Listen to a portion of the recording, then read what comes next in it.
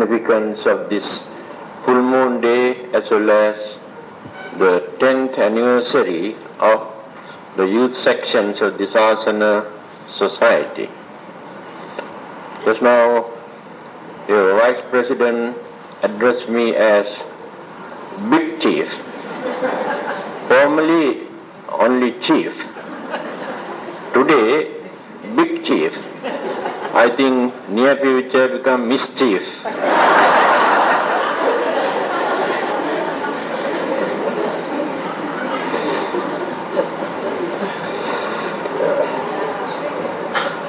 This full moon day is significant not only to Sinhalese Buddhists, not because that Buddhism was introduced to that country 2,300 years ago. Imagine, 2,300 years ago, Buddhism was introduced to that small island, Sri Lanka.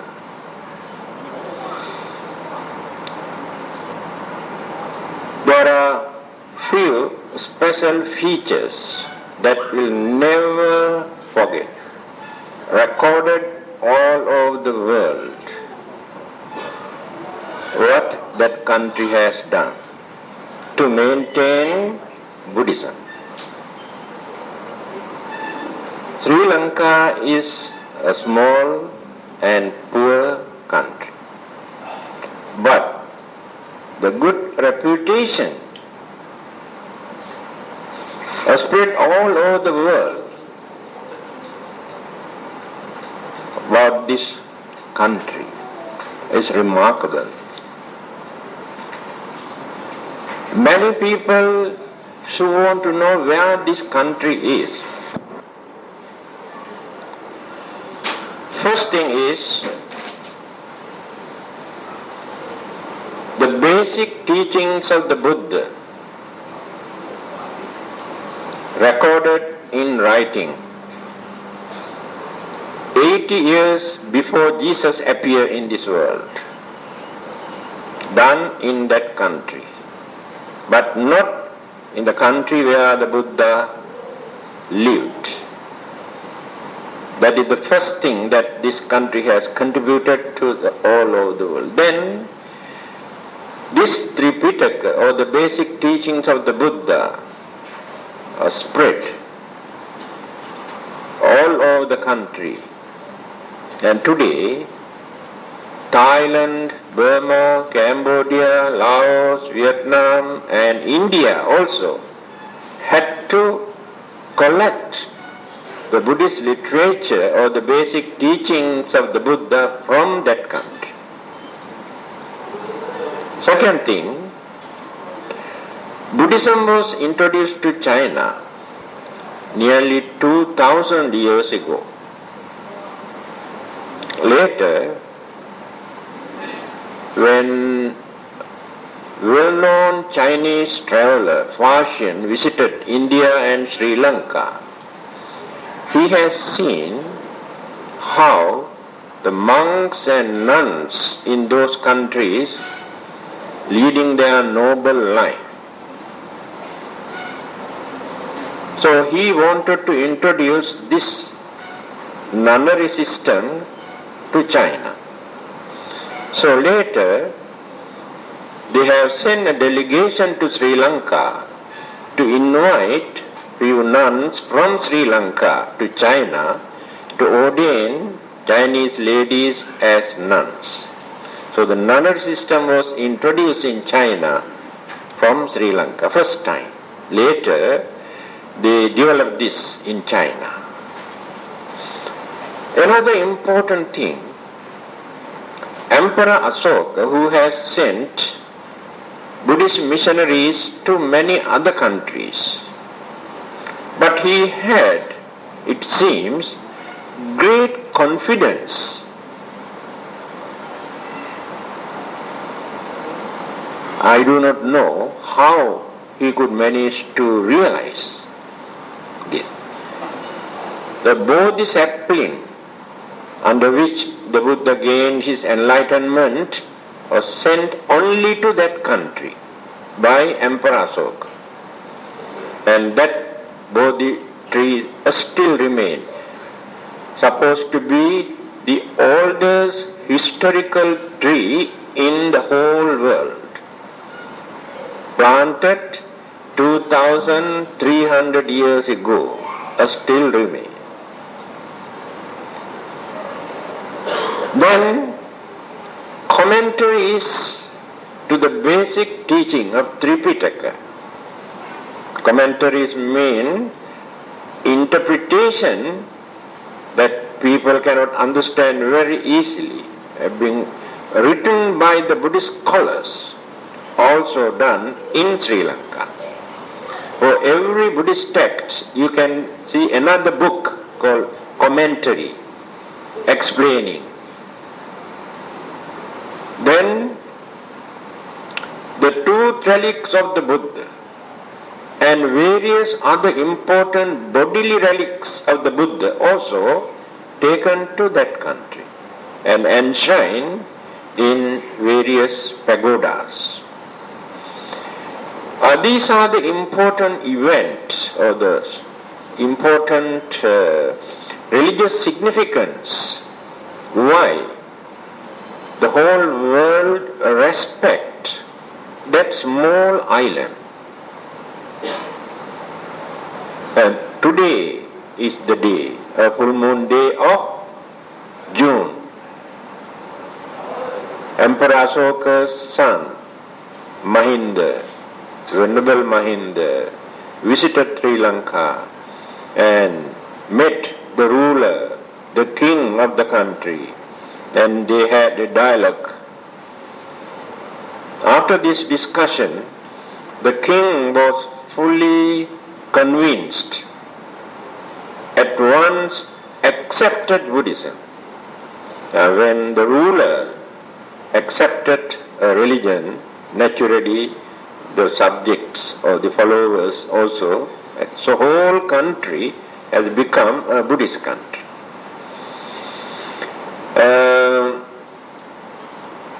I think almost every year you have been listening the same story about the significance of this full moon day. This is more than enough. Since we got time, I would like to spend another 15 minutes on the sayings or the teachings of the Buddha.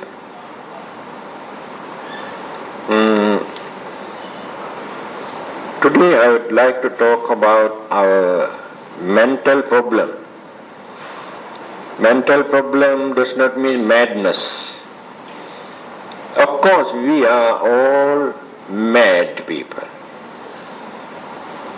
In the eyes of the Buddha, we are mad.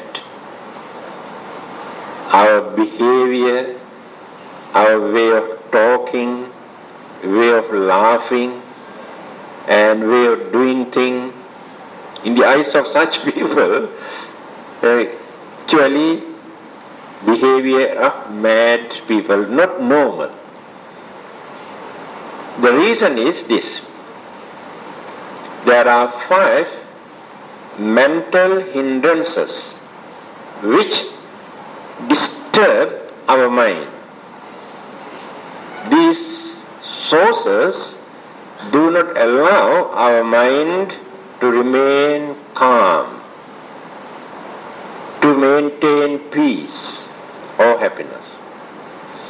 I think you have heard again and again what I have said, referring to the Buddha, how he explained the nature of our human mind. This is very important when you compare with the modern psychology, how they define the human mind. Pabassaramidang bhikkhave chittam tanchako agantukehi upakkilesehi upakkilittam. This small saying you can find in Anguttara Nikaya Sutra Pitaka about our mind. The Buddha says, Naturally, our minds are pure, luminous. This is the nature of mind. Then what will happen? Tanchako agantukehi upakkilesehi upakkilita. When the five senses started to develop, when the five senses try to bring object from outside, when the mental faculties start to create mental objects, mental image, these six objects pollute the purity of that mind,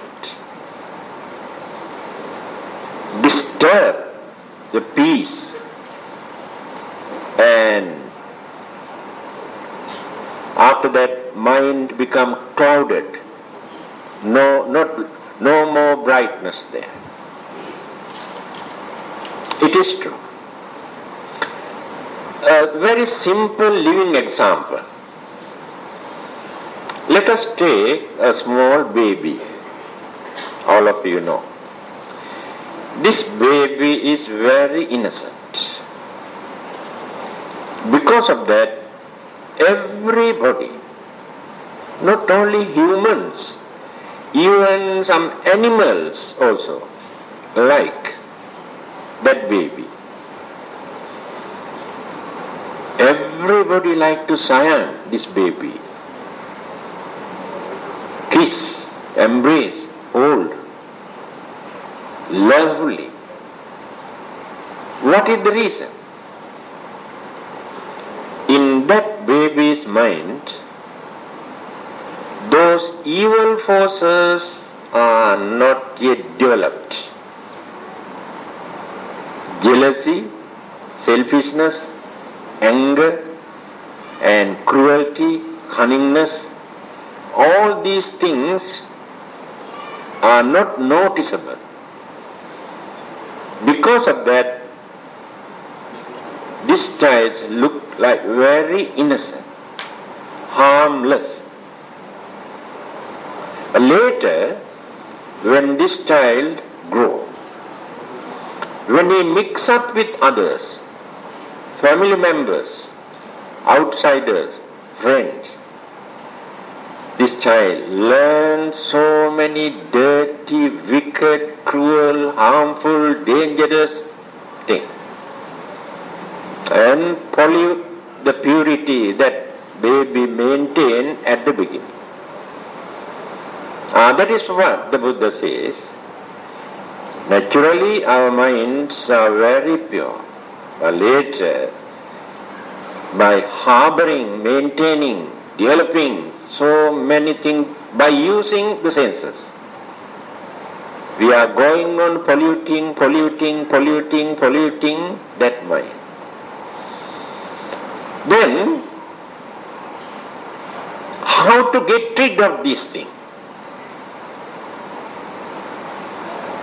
This is the method. Here, the Buddhism is unique in this respect, because the method to do that, method to cleanse that mind, you cannot find somewhere else. By praying or worshipping or reciting or performing ceremonies or rituals or sacrifices, we cannot cleanse that mind. But many others are doing only that much. If not, ask somebody else to cleanse this mind. The Buddha taught us the method. What is this method? First, you must understand the nature of your own mind. Don't behave like a hypocrite. Don't pretend there is nothing wrong with you. Admit your jealousy, your greed, your selfishness, your cruelty, your cunningness. Admit. then you get the chance. If you can admit that some of these evil forces are there in your mind, you can get rid of this if you know that. If you try to pretend there is no such thing, forever you remain in the dark. Your minds become polluted, and you pollute more and more. Then what is the method? The method is very simple. You have nothing to spend.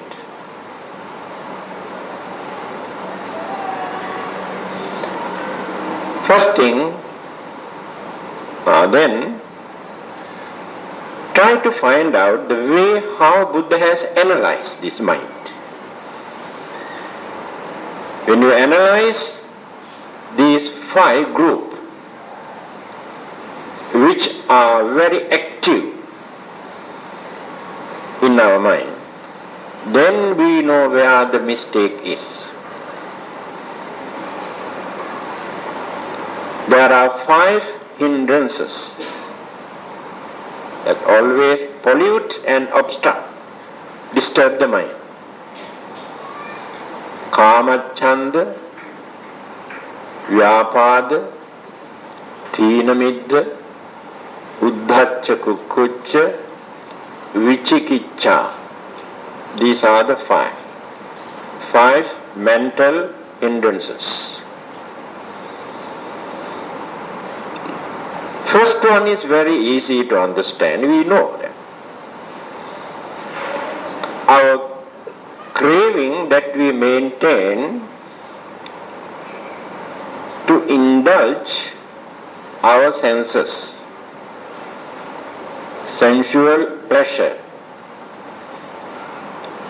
To experience this pleasure, we create enormous mistake. We harm others, disturb others, kill others, rob others, bluff others, tell enormous lies. For what purpose? To enjoy, to indulge. Now this is the biggest problem. Because of one reason, we create so many other mistakes.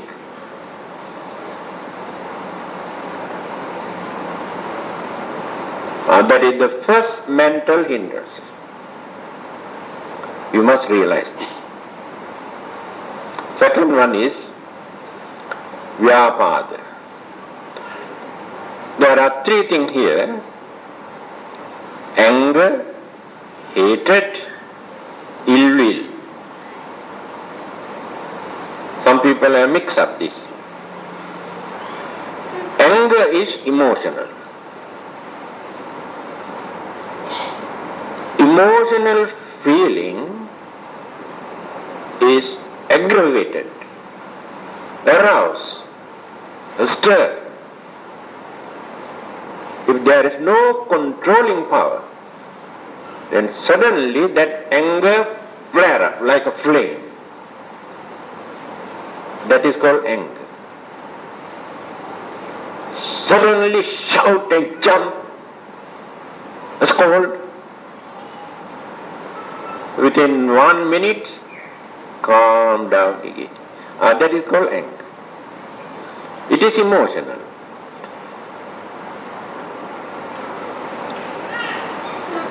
Sometimes for good purpose, either to train others or to teach others for good purpose. They show this anger. Sometimes to train, asking to do something. Therefore we cannot condemn that at once, but that can create a lot of problems, misunderstanding. The second one is dangerous, hatred. We hate. We always use this word. I hate that person. I hate this food. I hate this climate. I hate this headache. We always use this word. That means when our mind cannot agree, when we get some sort of irritable feeling, for that we use the word hated. I hate. It is an akusala karma. We create bad karma. You say, I hate this headache. You develop hatred. Hatred means mental pollution. Whether you hate a person, another person, or whether you hate yourself, makes no difference. Hatred is hatred. You pollute your own mind.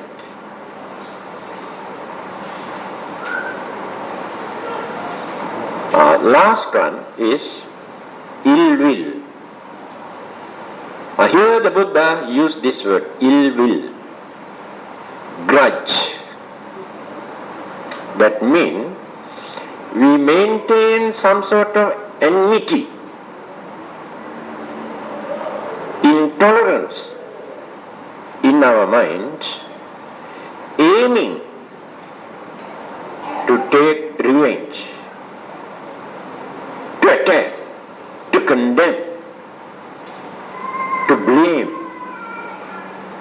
That attitude is the worst. Why? Anger and hatred pollute the mind only for a short period, few minutes. Ill will you maintain for many years in your mind. Aiming, waiting, hating. Within this period, how many millions of times you have created bad karma in your mind? That is called ill will. That ill will always pollutes, disturb our mind. This is the second problem. Third one is Thina Midda. Although we introduce as one item, there are two, Thina and Midda. People cannot understand this. Thina means laziness of the mind. Very lazy to think. Don't want to think. That means there are very important things for you to think.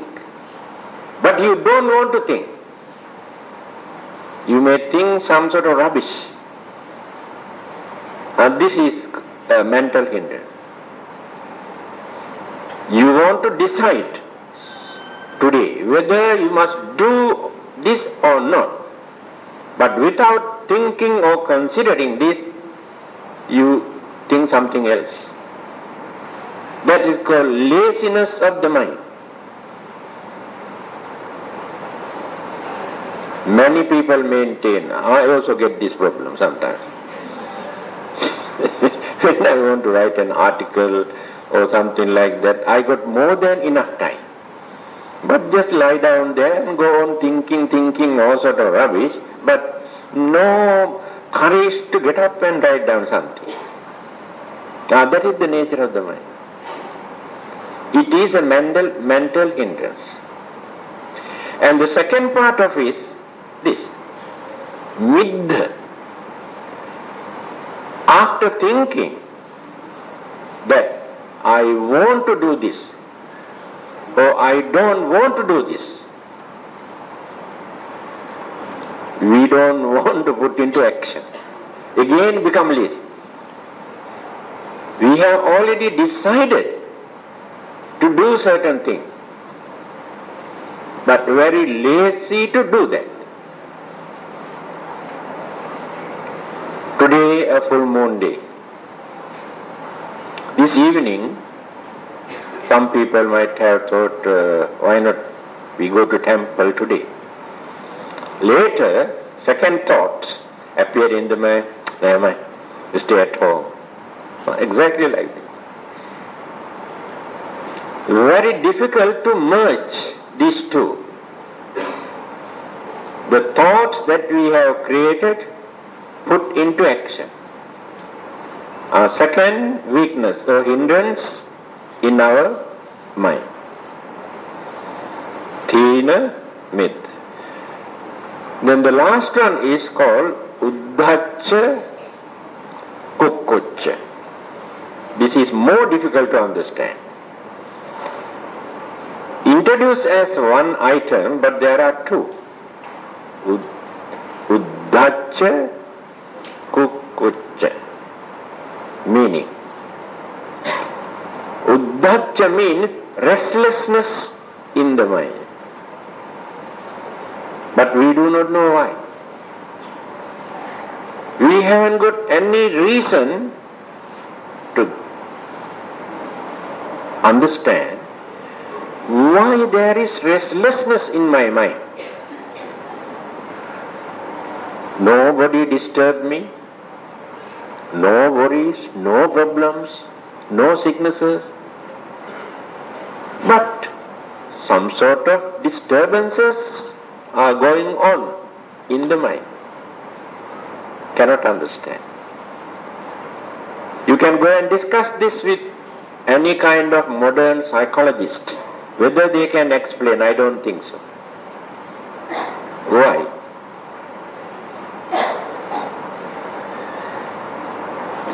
The reason is, although we did not get any object from outside to disturb the mind, all of you know, we have a storehouse of consciousness. In that storehouse of consciousness, all our mental tendencies, mental habits, mental activities are functioning, but they were submerged. But occasionally, some of these strong thoughts that we have deposited earlier come to the surface of the mind, either good one or bad one. Then suddenly unusual happiness appear in our mind, or unexpected sadness or disturbances appear in the mind, but we do not know why and how. The subconscious mind focus, influence the normal mind, then the normal mind catch the object. That is why we experience that unrest in our mind occasionally. Nobody else can explain this. Why? It is in the Buddha's teaching. Then the other aspect of the same item is certain hidden minor mental disturbances. When we are normal, such these disturbances are not noticeable. We cannot find in our mind. When the mind is normal, when there are no more worries or disturbances, those hidden minor mental disturbances start to create disturbances in the mind. That means cannot develop confidence or hope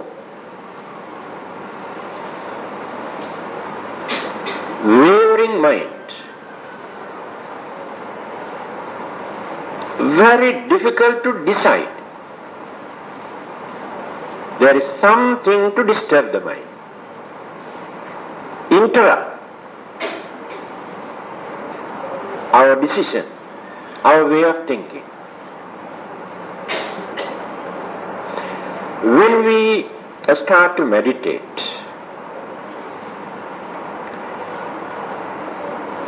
we give the chance for our mind to open this mind fully. We open fully like this. If you do not meditate in normal way, the five senses we get into the mind is working like this, only this much. Just like heart or lungs. When we meditate, we open this mind completely. When we open completely, we will be able to see so many dark corners in this mind that we have never seen before that. They were hiding. They were hiding.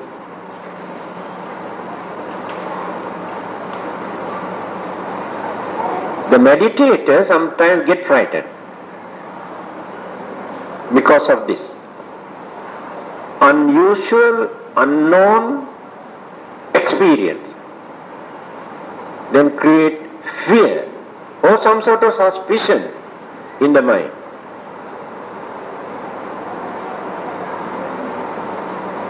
But later, when they continue this meditation, those dark spots slowly disappear, fade away.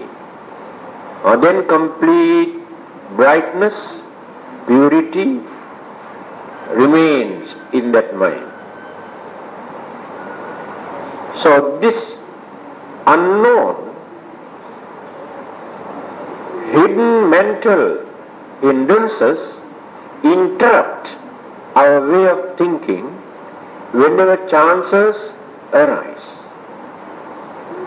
Now these are the things that many people cannot understand. These are the things that others say the devil influenced them. The devil enter into their mind. A spirit enter into their mind. There is no devil to enter into your mind. Those devils are hiding in your mind. You do not know. When you open the door, they will come out and disturb. So your duty is to chase them away. Then you are saved. Now these are the five mental hindrances. We always disturb our mind. Why it is difficult for us to maintain that purity in that mind. So after developing and developing and developing, when one day we could manage to cleanse all these dirt from the mind, again we go back to the original, normal mind where we can experience peace, calmness, purity and maintain brightness. But there is difference. Originally only purity and brightness. But when we develop this mind through understanding, wisdom, in the end we gain not only purity, not only brightness, but enlightenment and wisdom. That is Nibbana. Thank you.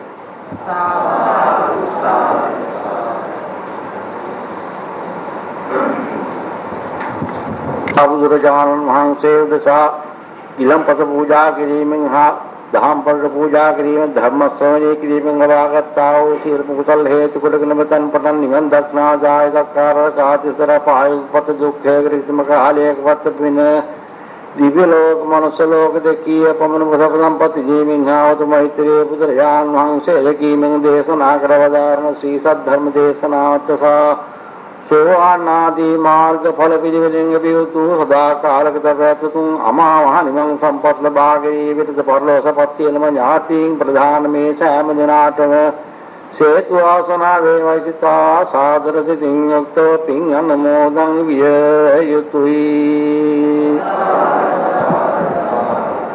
This evening, all of you have gathered here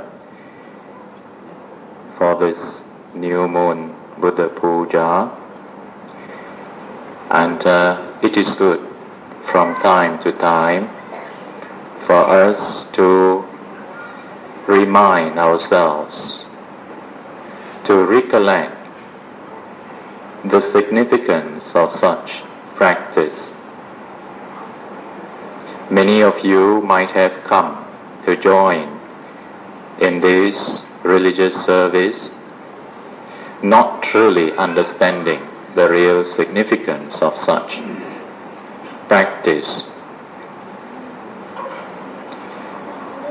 However, as time goes on, little by little we should try to understand the significance of whatever practices that we do. By coming here to participate in the Buddha Puja, three things you have done. You generate good thoughts, good words, and good bodily actions. The word puja is offering in a reverential manner. We carry out this puja in a collective manner so that each and every one does not have to come to offer individually, but as you line up, it is good as you stand, to stand with mindfulness, with awareness, recollecting the Buddha, the Dhamma, and the Sangha. For you have come to offer these things, all these things traditionally, to offer it to the Buddha. There are different ways of doing this, but in order to instill in our minds, in order to develop some inspiration, we should try to arouse in our minds the thought as if the Buddha is here, as if we are offering these to the Buddha. For during the time of the Buddha, there was this living tradition. When people go to visit the Buddha in the evening like this, people will bring some flowers. People bring drinks, medicinal drinks. This is what we call gilana pacchaya. Something to support, some medicinal drinks to support the body, to support as an aid to maintain the health. And they bring other things, other requisites for the Buddha and the other disciples. So in this way you see how you carry on this tradition as if the Buddha is here. When you think in this manner, if you can arouse your thoughts to think in this manner, then immediately your mind will be at peace. No matter what problems, no matter what difficulties that you are confronted with, when you participate in an action of this nature, when you arouse your thoughts to have reverence, to think of the great virtues of the Buddha, the Dhamma and the Sangha, naturally when these good thoughts arises in the mind, then the unwholesome, the restlessness in the mind will begin to cease. You recite those verses in offering. They are those verses to teach us that when we give something, we give with right speech. When we give things to one another, sometimes we just take something and give without saying any word. Sometimes we give to people, but not with right speech. You see how some people offer things, offer drinks, offer food to strangers or even to their relatives and friends, very casual manner. But here we learn to refine our thought, speech and bodily action. We learn to recite certain verses to refine speech and also our bodily action.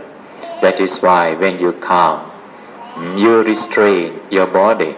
Like now, as just now, from the time you participate in this puja, you stand still and you calm and compose your body with clasped hands, and then you participate. Now you are restraining the fact that you are sitting down, listening without moving, without stretching this way and that way. This is how you restrain your body action as a mark of respect. In fact, the actions that you restrain, your body and the speech, you do not shout and yell as what you like, as you are doing at home, and you calm and compose your bodily actions. These are sila, these are restraint. And when you restrain your body and your speech in this manner, this is how slowly you will be able to compose your mind, because your body can condition your mind. Your mind also condition the body in turn.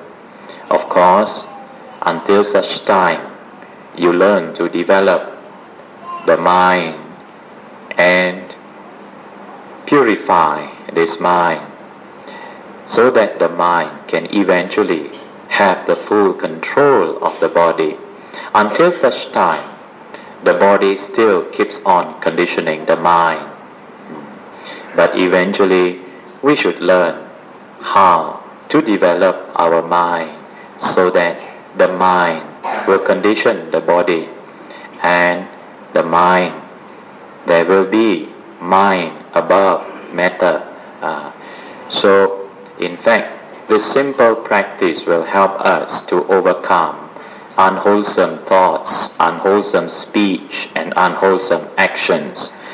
And although some of you are coming only new moon and full moon, this is a preparation. This is only a tradition that brings the people together to learn how they should practice, how they should inculcate in their day-to-day life some day-to-day Buddhist practices, because these day-to-day Buddhist practices are very important.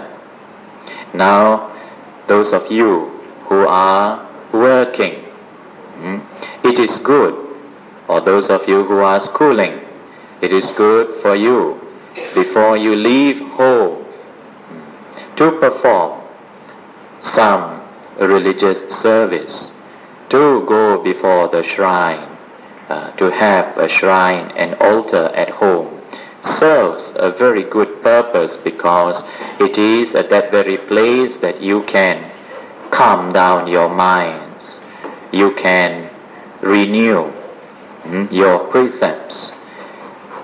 By developing these good habits, calming down your mind, you will be able to free your mind from whatever troubles, whatever problems that have taken place at home, so that you do not take these troubles, these worries, these problems to your place of work or to your school. And in that way you will be able to maintain free mind.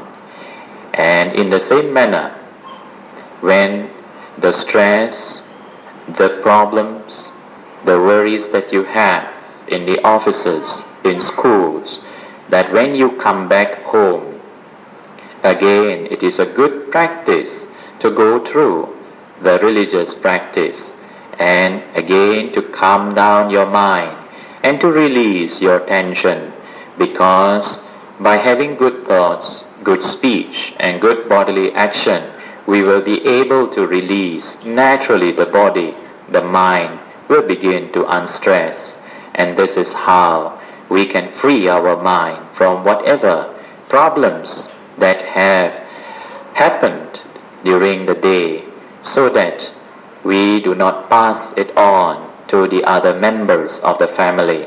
And in this manner we learn little by little, we learn how to overcome, to cut off certain thoughts, stressful thoughts, and we will be able to free the mind and live in peace, in harmony within the family. Peace and harmony is very important. It is important to develop the peace of mind and to live in harmony with our parents, with husband, wife, brothers, sisters, and all the other members of your family, your relatives and friends. And it is this little practice that you do, and when you bring the little children, little ones along, then whatever actions that you do, that they are able to see, this they will be able to cultivate. They have this religious tradition. The purpose of such tradition is to transmit, to pass on certain important values of life, again, little by little, from one generation to another. Just as you offer the lights, the incense, the flowers and other things, you can see from these very things that you offer, the light, a symbol of wisdom which dispel the darkness of ignorance.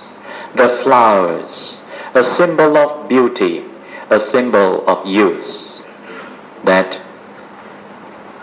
when properly contemplated, we can see how, no matter how beautiful, no matter how fresh, how fragrant it is when you offer, when you come back here in 2 or 3 days' time, you will see. Some of you come back only during full moon and new moon, and you will see the flowers. If we do not clean, if we do not throw these flowers, you will see how they wither away. Then you can contemplate, just as the flowers wither away, so will this body of mine. This is how we contemplate on the reality of existence. And in the same manner, the fragrance of the incense, the perfume smokes that you offer, they remind us of the transiency of life.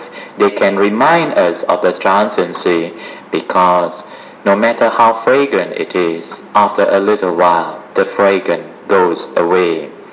Even the sound of the bell when you ring can, when we contemplate on the sound, we see the rising and falling. Everything in our life, inside and outside, we can see everything that is of the nature to arise is also of the nature to cease. And this lesson alone will help us to reduce our attachment, to reduce our clinging habit, clinging to things, clinging to body, clinging to our mind too. Just as we learn how to give some material things now, and some of you, when you come to temple, you make a point to donate financially, and there you learn to give some material things, and then you come to know from the notice boards, from various announcements, and from other members of the committee, and that there are certain welfare activities going on, and that you are able to render your assistance in one way or another. Then you give in terms of your service, and then slowly, when you come and you have opportunity to listen to the Dhamma and to straighten your mind, straighten from various kinds of views, certain strange, funny views, or in fact some views that have been crystallized in your minds from birth to birth, some superstitious ideas and beliefs, and particularly with regards to the wrong view with regards to our life, ourselves, our very existence in this world. We all think that there is something permanent, that there is some entity within this body and within this mind and body, which we always refer to as I and my.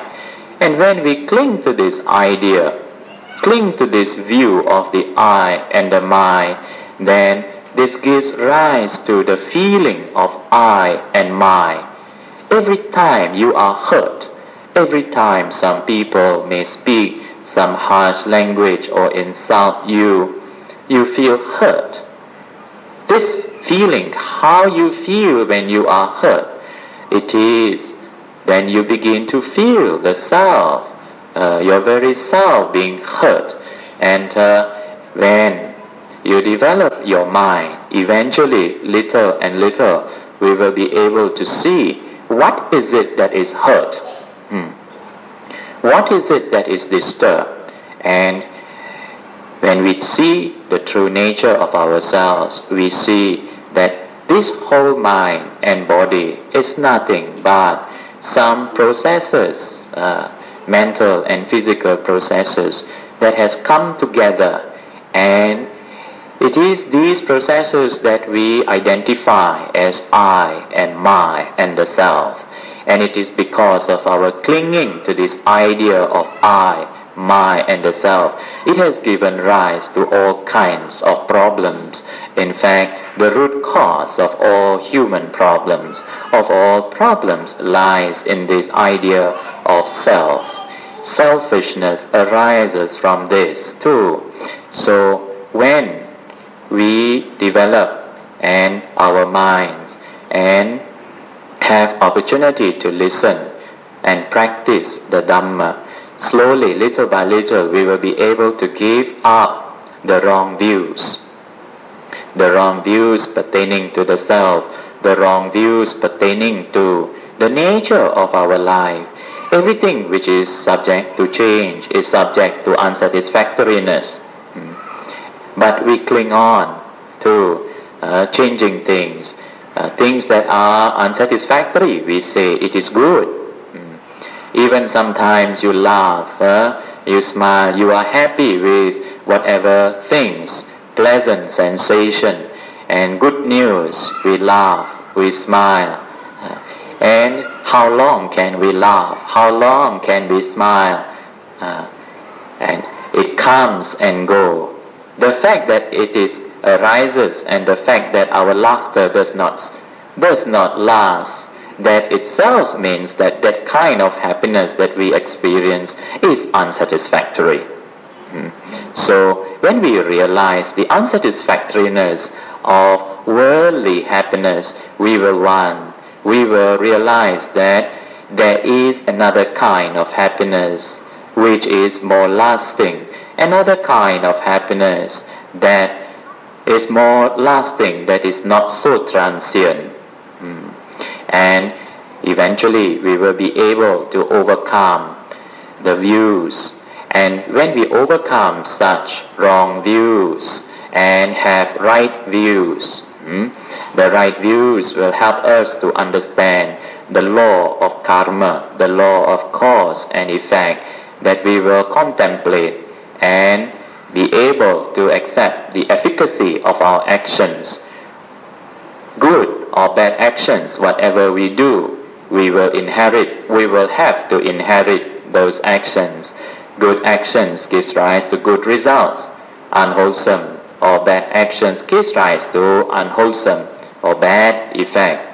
So it is just by your regular practice of coming to the temple again and again, this good habit of yours will lead you, little by little, will lead you through the practice of dana, sila, bhavana.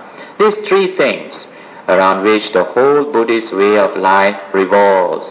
Dana, giving, generosity, sila, observing precepts, avoiding evil, doing good, and bhavana. This is how we culture the mind. This is how we will be able to purify our mind from the roots of greed by liberality, generosity. Purify our minds from hatred by the practice of loving kindness, and purify our minds from delusion, from gross ignorance and confused states of mind by the practice of mindfulness, by the developing of mindfulness, concentration with awareness, and develop insight through the true nature of this life, true nature of our mental and physical processes. In this way, we'll be able to culture and purify the mind and be able to overcome suffering, overcome problems once and for all. And this little practice that we do will help us. Whatever good that you have done, that you are doing, you should try to do it again and again to form the habit, because through having good habit patterns, that good habit patterns will be able to strengthen our mind and help us to overcome the unwholesome habits, the bad habits, so that we can overcome whatever suffering, whatever problems, whatever sicknesses. All our problems, all our sufferings and sicknesses are, in the long run, directly or indirectly, can be attributed to our own thoughts, our own speech, our own bodily action. You can learn a lot of this in the Dhammapada. The Buddha says that if your mind is not properly trained, properly guarded, then whatever harm which your enemy can do to you, your mind can do you greater harm, greater danger. Whatever goodness that your parents, your teachers, or your children can give to you, your mind, if it is well trained, well guarded, that mind can give you greater goodness, greater happiness. Such is the nature of the mind, the importance of the training of your mind, and that is why the Dhammapada opens up with this verse of Mano Pubbangama Dhamma Mano Satta Mano Maya and so on. They are very good, and you all are very fortunate to have this opportunity to be in the vicinity, to come again, to associate with the Buddhist Vihara. And that is why, even though I am away, I go out here now and then, but I always come back again and again. And because I think this is the source, this is the fountain of many goodness. And when I come back, every time when I go out and I come back, I see some good things have improved, some improvement. And this time, what I'm able to notice is a great thing that all of you have contributed towards is the publication of the Dhammapada, the new version, not version, but it is the new edition. And because the simplicity, I have gone through a few verses, and in many of the books that I have tried to study, and I find that the stories sometimes either too long or too short. But the stories that you find in this book, they are just right for you. I think just right for me, and I think it is also just right for you. And it is very good because it comes directly. These are the very utterance of the Buddha collected, and then from this you can read how during the time of the Buddha, when certain incidents takes place, the Buddha directed his mind because of his full awakening, because of his fully enlightened mind. He was able to understand anything whenever he focuses, whenever he puts his mind into that thing, he was able to see very clearly. Even there are some people, when the Buddha was preaching, some people was digging, using their hands, digging the ground, and some people lean on the wall, as if leaning on coconut trees. And actually, when the Buddha preached in the open, actually some people actually sit by the coconut tree to listen. And but the Buddha was able, when the Buddha saw these actions, the Buddha was able, when the Buddha puts his mind, then the Buddha can see how these people acting in these different manners according to their habits, according to the tendencies that they have taken with